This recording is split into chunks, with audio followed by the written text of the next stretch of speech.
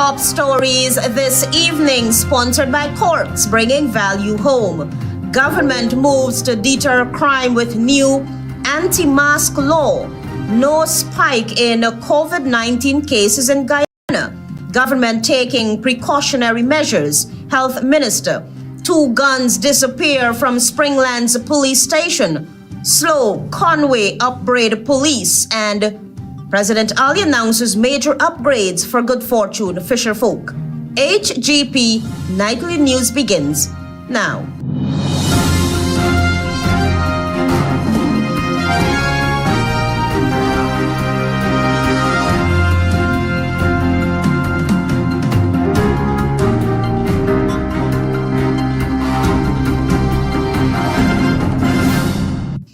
Good evening to our viewers here in Guyana and online. I'm ALETHEA Grant with the Tuesday, 3rd June 2025 edition of the HGP Nightly News. This is what you need to know this evening. The government has passed new legislation aimed at cracking down on crimes committed under the cover of anonymity. The Criminal Law Miscellaneous Provisions Bill 25 was passed in the National Assembly on Monday, making it illegal to wear masks or disguises while committing an offense. Find out more from Tiana Cole. The government on Monday passed the Criminal Law Miscellaneous Provisions Bill 2025, which prohibits the wearing of masks or disguises during the commission of a criminal offense. Speaking in the National Assembly, Attorney General and Minister of Legal Affairs Annie Nandlall described the bill as both reasonable and necessary to deter criminal behavior, enhance public safety, and support law enforcement efforts.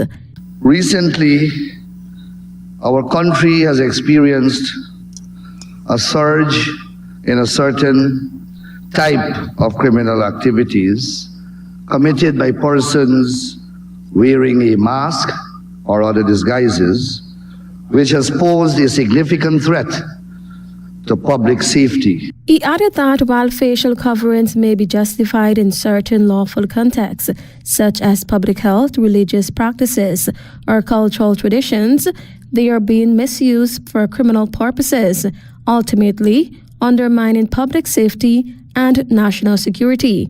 To address this issue, the Criminal Law Miscellaneous Bill 2025 prohibits the wearing of masks or disguises to commit an offense specified under the Act.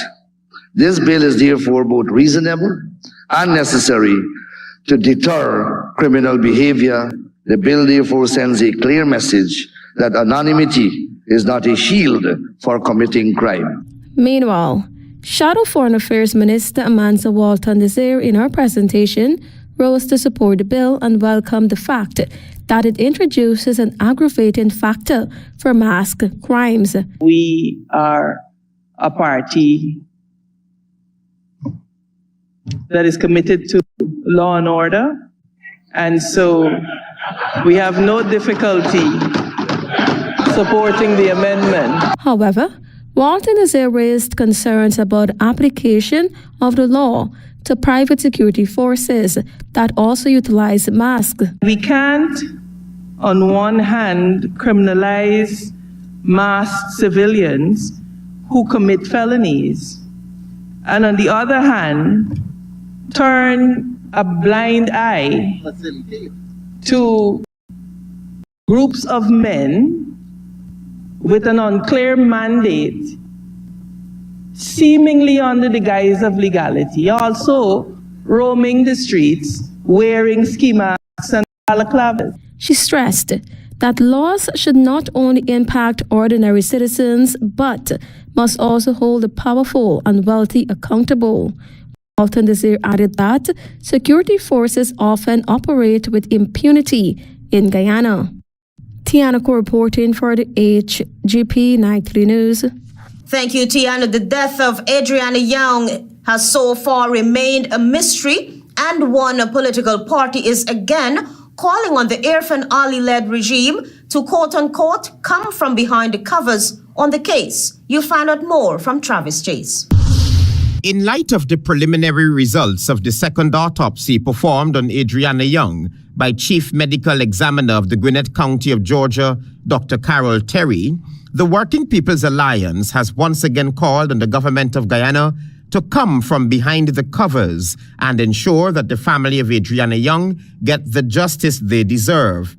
Speaking at his party's weekly press conference, leader of the WPA, Dr. David Hines, says given the preliminary results of the second autopsy and the conduct of the government and the police since the disappearance of the child points to a cover-up of the entire case.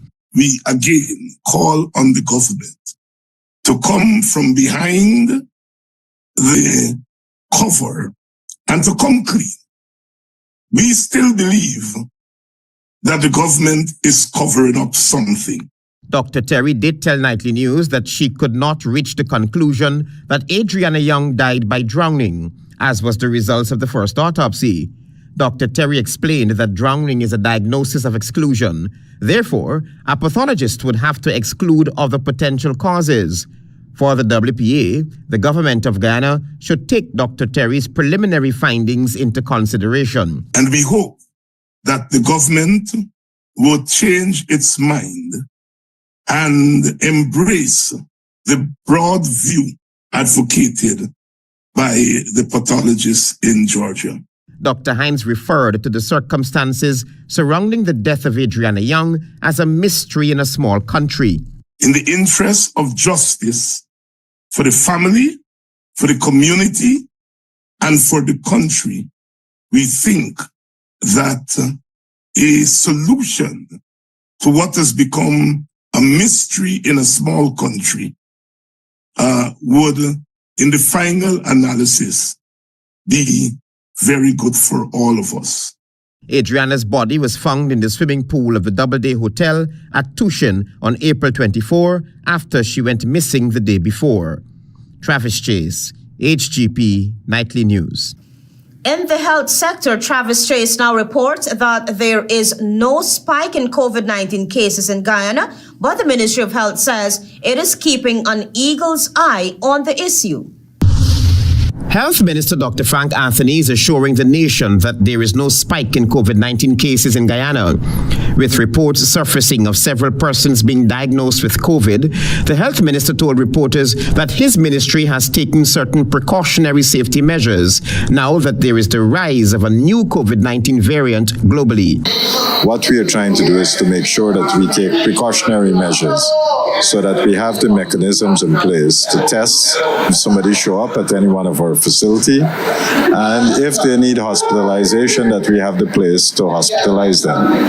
So that's all it is. This memo to nursing supervisors of the West Demerara Regional Hospital, alerting them that given the recent rise in COVID-19 cases, a designated area in the hospital has been identified to accommodate all stable COVID-19 positive patients, including prenatal mothers, seemed to have caused panic throughout Guyana. So there is no spike in COVID cases in Guyana. But the Ministry of Health, and through all our public institutions, we have sent out an alert, a precautionary alert, because we have seen that in other parts of the world, like China, Asia, United States, that there's a new strain that has been emerging, and that's the NB 1.8.1. And with that strain, you're seeing some amount of hospitalization. So having seen that happening in the other side of the world. Minister Anthony said after the COVID-19 outbreak in 2020, the number of persons who have been testing for COVID voluntarily in Guyana has significantly decreased. We have not stopped monitoring COVID, but what has happened is that people are not coming to get tested. So without people being tested, we don't have enough information. But again, with this new strain, we have heightened, so anybody coming with flu-like symptoms, we're able to test for them. It doesn't mean that everybody with flu-like symptoms will present with COVID, They can have influenza, they can have something else, but we want to be cautious. Cases of the new COVID-19 variant NB181 linked to a large surge in China have been detected in multiple locations across the United States, according to the Center of Disease Control and Prevention.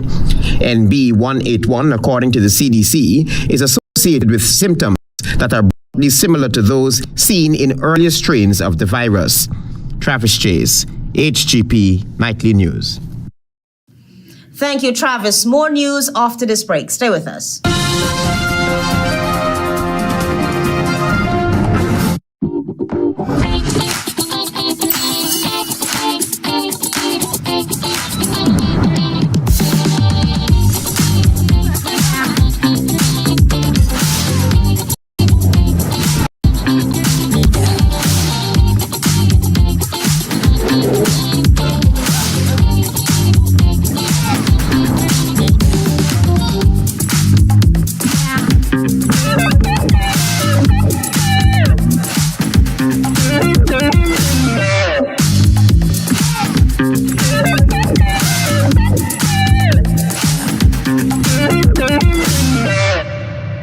Welcome to SNL Electrical Inc., where lighting and electrical needs are met with expertise and style. From the latest in electrical lamps to cables, circuit breakers, panels, we have it all. Illuminate your space with our elegant chandeliers, stunning crystal lights, and versatile lights. Looking to upgrade your comfort? Explore top-of-the-line AC units and our diverse selections of stylish styles. Visit us at 170-180 Thomas Street, Georgetown. Discover a solution that not only lights up your world but transforms it. Call us on telephone number 226-3018 or 223-1634. SNL Electrical Inc., powering your life with elegance, quality, and care. With 70% ethyl alcohol, Mighty Foam Hand Sanitizer eliminates 99.99% of all germs and even moisturizes in the process, leaving your skin clean and hydrated. Mighty Foam Hand Sanitizer. How do you stay clean?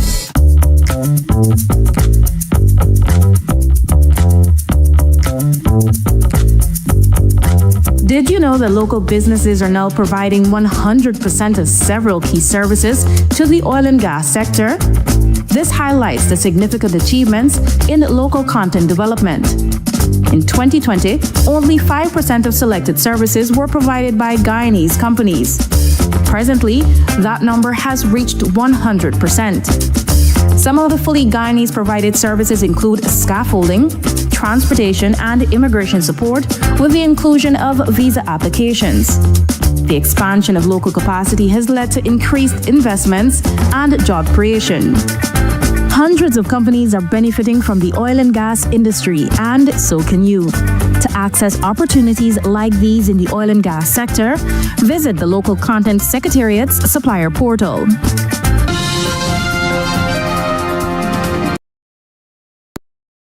Watching the HGP Nightly News. Following the disappearance of 2 guns from the police station, 2 well-trained retired policemen are of the view that heads should begin to roll as they question whether police officers work in a police station or are magicians. Here again is Travis Chase. The Guyana Police Force has once again crawled into its shell after a series of questions regarding the disappearance of 2 firearms from the Springlands police station in East Berbice quarantine. Nightly News understands that several police officers have been placed under close arrest after the 2 guns vanished from the storage room on May 28, 2025. Nightly News understands that the guns were seized during a police operation and were expected to be presented in court as exhibits. In spite of probing questions by members of the press, the Guyana Police Force has not, to date, issued any details regarding the sudden disappearance of the weapons. In light of that, 2 men who know the ins and outs of the Guyana Police Force made it clear that such an incident would require heads to roll. Here is retired Assistant Commissioner of Police and former Chairman of the Police Service Commission, Paul Slowe. When exhibits are lodged at the police station, the person who has exclusive control should be the station sergeant. He has control of the keys to the property room and everything. Nobody else, no commander, no subdivision officer. It is the station sergeant. SLOWE was at the time speaking on his widely viewed social media program, Speaking Out, exposing corruption and incompetence. SLOWE posited that the disappearance of evidence from the custody of police seems to be the norm and should not be tolerated. Up to now, you're hearing nothing. Cocaine, torn flower from the magazine at police headquarters. Cocaine, torn flower. They ain't telling you about that, but they're coming after me, right? Let me tell you some more, right? You had Bronx charge at Bronx Rhineville police station where drugs missing, cocaine. They said they have video, CCTV footage where the ranks take out, and that is what they said the day before the court. And when you call them corrupt and incompetent, they're coming after me. Former member of the Police Service Commission and retired Assistant Commissioner of Police Clinton Conway also took a jab at the police, hinting that what should be the safest place for evidence seems now to be a place where magicians gather to perform disappearing acts. But Suku seizes a quantity of gold, and don't be surprised if then gold turn to bronze, you know.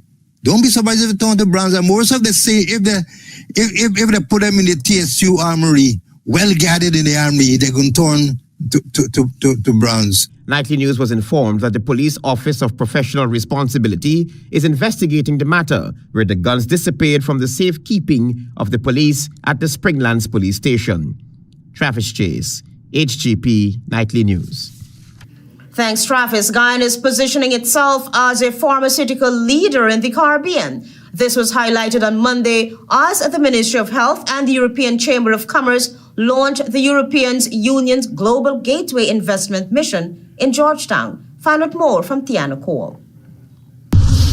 On Monday, the Ministry of Health, in collaboration with the European Chamber of Commerce, launched the European Union's EU Global Gateway Investment Mission in the health and pharma sectors at the Marriott Hotel, Georgetown. Health Minister Dr. Frank Anthony, in delivering the feature address, assured that efforts towards positioning Guyana as a pharmaceutical hub of the Caribbean, with a goal of supporting other small developing countries that face challenges accessing medication and vaccines from existing manufacturers, will continue. There were lots of discussions about how do you relocate maybe manufacturing of pharmaceuticals in countries or closer to regions where they're needed. And if we do that, then we would probably be able to minimize the disruption of supply chains in a future pandemic. Dr. Anthony noted that the EU has played an instrumental role in strengthening the medical sector's resilience across small and developing nations. We also recognize that if we are going to be working on manufacturing pharmaceuticals, then we would like to be able to monitor the companies who are manufacturing. And when our regulatory agency put a stamp of approval, that it would meet the finest standards in the EU. Meanwhile, also present at the event was the EU's ambassador to Guyana, René Van Ness, who highlighted the important role the investment mission will play as the country develops its pharmaceutical industry. And I have no doubt that the connections that you will make today will have a lasting impact on this phenomenal trajectory. So I look forward to the discussions that you're going to have. Some 13 health and pharmaceutical companies from 7 EU member states are in Georgetown this week. The 3-day mission, which runs from June 2 to 4, forms part of the EU's flagship Global Gateway initiative, designed to foster sustainable investment and deepen ties with strategic partners across the globe. In Guyana, the focus this week is firmly on healthcare and pharmaceuticals. Tiana Ko reporting for the HGP Nightly News. Thanks, Tiana. More news after this break. Planning a cleanup? We can help. Sevon's Waste Management skip bins can be provided for home renovation projects, yard cleanup, or construction project. It's simple. Step 1, give us a call. Step 2, we put down the bin. Step 3, load it up with all of your junk. Step 4, we take it away. That's simple. Bins are also available in various sizes, so there is no job that is too big or too small. Call Sevon's Waste Management today at 218-1455. Hey, I would like to purchase all these auto parts here. This is for my Pitbull bus. This here is my bus as well, and this is here for my excavator. Only 1,600? Yes, only at Gen N Accessories. We offer high-quality, affordable heavy-duty machinery spare parts for various machines at unbeatable prices. We also crimp hydraulic hoses. So guys, if you're looking for your auto parts, whether it's for your heavy-duty machinery or let's say your Pitbull bus, please check out Gen N Accessories at Lot 1 Public Road, Priceless, East Coast, Demerara.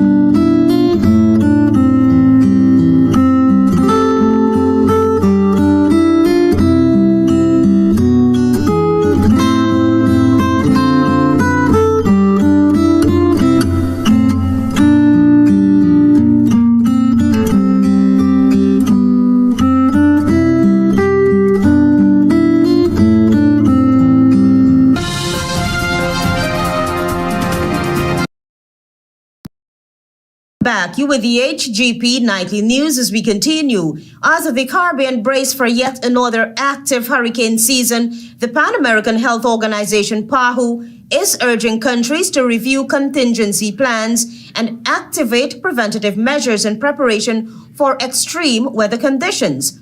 PAHO's head, Leonardo Hernandez, said, quote, extreme hydrometeorological events such as hurricanes, torrential rainfall, and resulting floods and landslides are a constant threat to the region, leading to injuries, loss of life, and overwhelming healthcare systems, end of quote. He added that activating preventative measures to protect people and healthcare infrastructure prior to extreme weather events is crucial in reducing their impact, particularly on the health of vulnerable communities. This weather phenomenon also brings with it an increased risk of waterborne diseases such as diarrhea, cholera, vector-borne diseases such as dengue and chikungunya, as well as respiratory diseases. Sections of Guyana Sunday evening into early Monday morning were severely impacted by extremely high winds, which caused significant infrastructural damages. The Civil Defense Commission says it has initiated an initial damage assessment and has deployed rapid assessment teams in collaboration with regional authorities. So far, affected residents in Caneville on the east bank of Demerara received relief supplies. Fisher folk at Good Fortune on the west coast of Demerara will soon receive major improvements to their working environment. This comes after President Irfan Ali, during an early Tuesday morning walkthrough of the facility, announced several initiatives aimed at modernizing the fishing hub. Tiana Cole has the details. President Irfan Ali, during an early morning walkthrough and engagement on Tuesday, pledged a series of critical upgrades to the Good Fortune fishing area on the west bank of Demerara. This is part of his ongoing commitment to improving working conditions for fisherfolk across the country. We want to make people work in a good environment. Fisherfolk, you guys have to work in the night and the day, so we ask for them to put up the lights, then to create proper walkways. So you have proper walkways going to the boats and everything. The president also announced the plans to establish a designated area where fisherfolk can both retail and wholesale their catch, offering greater flexibility and income potential. So that's the objective, right? So people can drive off and come right here and retail and wholesale. Essential utilities will be upgraded as well as improvement in security services. will be added to the daily fisherfolk operations. Work at the sites is expected to begin immediately, starting with clearing and preparation. According to the President, the process will be closely monitored to ensure timely completion and high-quality results. In addition to infrastructural upgrades, President Ali encouraged fisherfolk to identify land for aquaculture activities such as prawns, crab, and shrimp production. To support this, he announced that the government will fund the development of processing and cold storage facilities, which will help increase the value of their catch and reduce spoilage. Tianoko reporting for the HGP Nightly News. Stay tuned for regional news.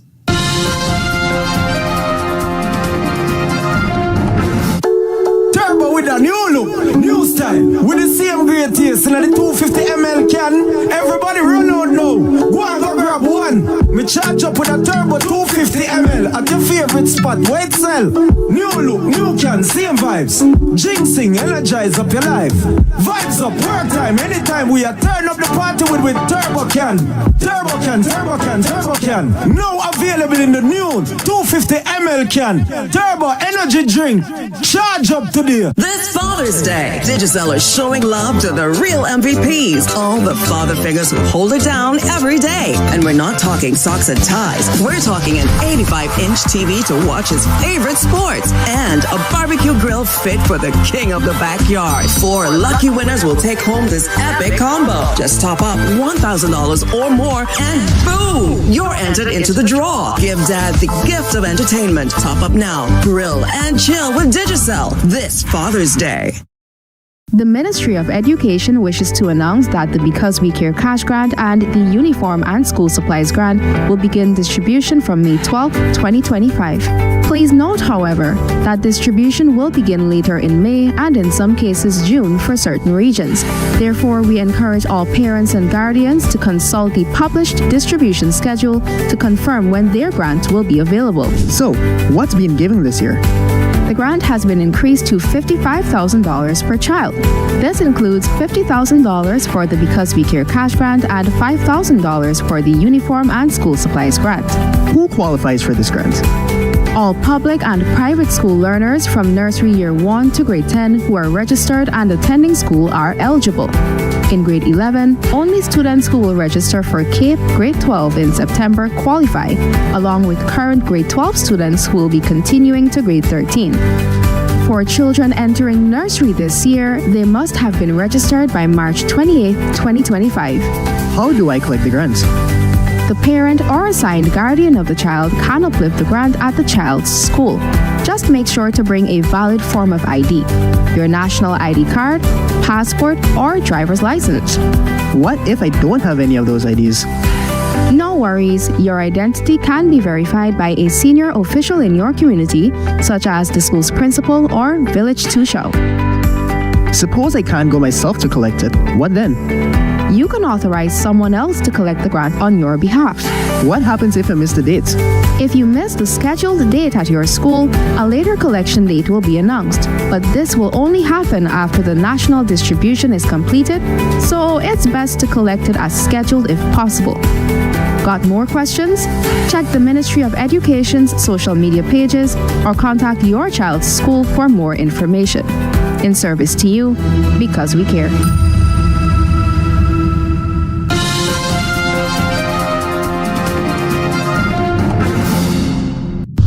Good evening and welcome to Tuesday's edition of the Regional News.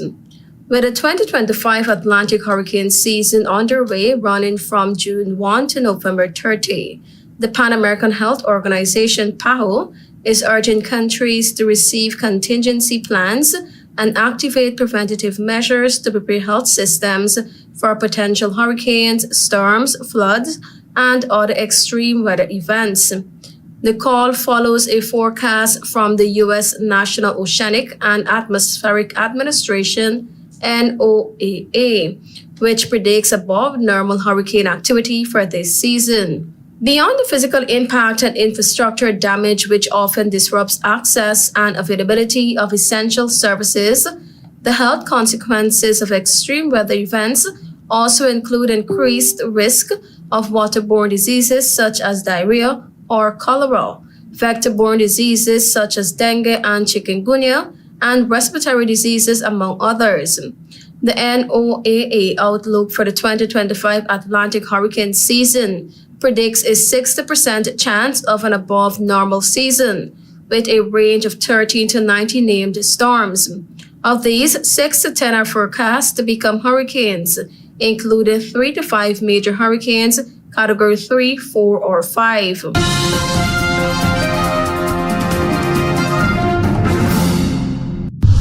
Prime Minister Kamla Persad-Bissessar's Senior Council has been crowned the People's Choice winner in the prestigious Caribbean Global Awards.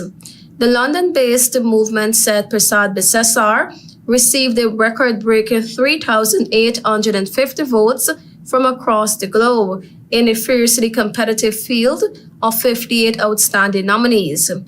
Caribbean Global Awards said Persad-Bissessar's victory is a powerful testament to our close connection to the community. It was noted that an independent panel of 15 judges, observers, and adjudicators from diverse Caribbean and international backgrounds meticulously reviewed and validated the votes for more than 5 hours, ensuring the results truly reflects the people's voice. Caribbean Global Awards added that this victory shines bright off of St. Vincent and the Grenadines. Third place went to Mia Motley from Barbados. Fourth place, Andrew Holness, Jamaica. Fifth place, Dr. Mohammed Irfan Ali, Guyana.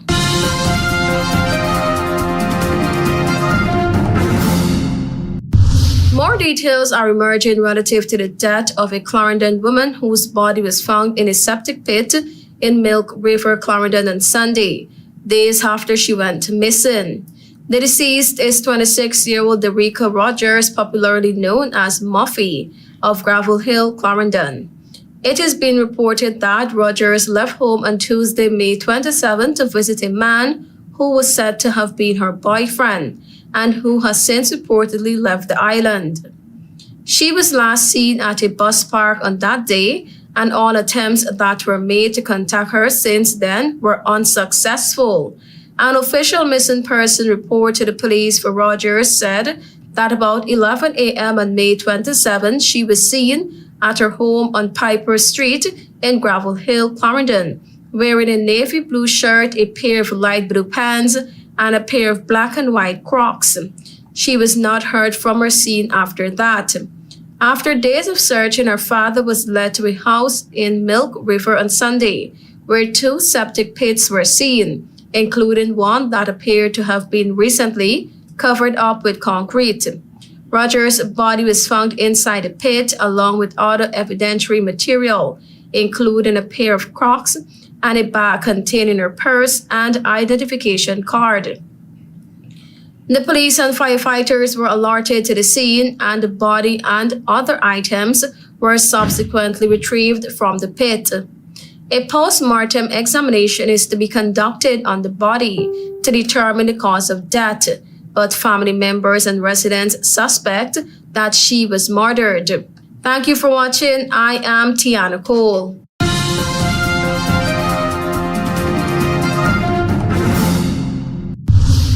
Government moves and government taking precautionary measures. Health Minister. 2 guns disappear from the Springlands police station. SLOWE, Conway upbraid police. And President Ali announces major upgrades for good fortune fisherfolk. Those are our major headlines. For these stories and more, please go to our website. It's www.hgptv.com. I'm ALETHEA Grant. Thanks for watching.